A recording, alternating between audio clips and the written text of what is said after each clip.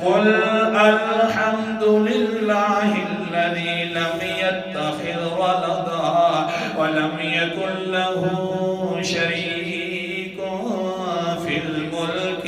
ولم يكن له ولي من الذل وكبره تكبيرا قل میرا پیغمبر کہا کر الحمدللہ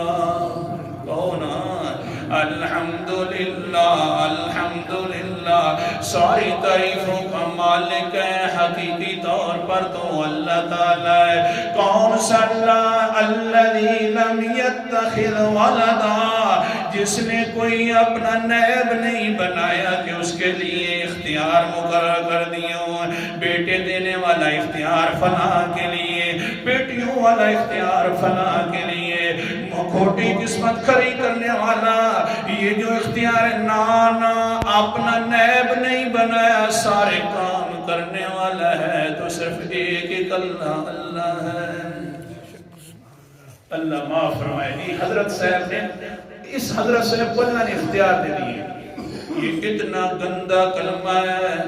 میں گندہ نہیں کہہ رہا بلکہ قرآن مقدس خود فرما رہا ہے اللہ اکبر کبیرہ سورت کا نام سورت مریم ہے 16واں پارہ اللہ تعالیٰ فرماتے ہیں لَقَدْ جِئْتُمْ شَيْئًا إِدًّا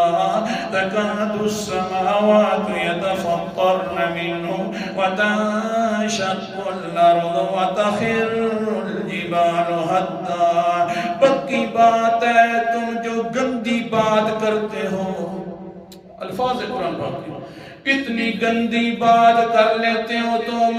کون سی بات یا اللہ پھر وہ کیسی گندی بات ہو گئی ہے اللہ فرماتے تکاد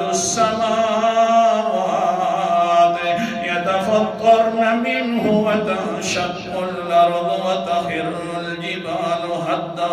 اتنی گندی بات کر لیتے ہو تم لوگ کہ قریب ہوتا ہے کہ آسمان پھٹ جائے اتنی گندی بات ہوتی ہے کہ ہو جاتا ہے بالکل قریب کہ زمین ٹکڑے ٹکڑے ہو جائے وَتَخِرُّ الْجِبَالُ هَدًّا اور اتنی گندی بات ہوتی ہے کہ پہاڑ ریزہ ریزہ ہو جائے یا اللہ کون سی گندی بات کر دیتے اللہ فرماتے آدَوْ لِلرَّحْمَانِ وَلَدًا کہ جو تم کہتے ہو کہ رحمان نے اپنے والدہ نیب بنا لیے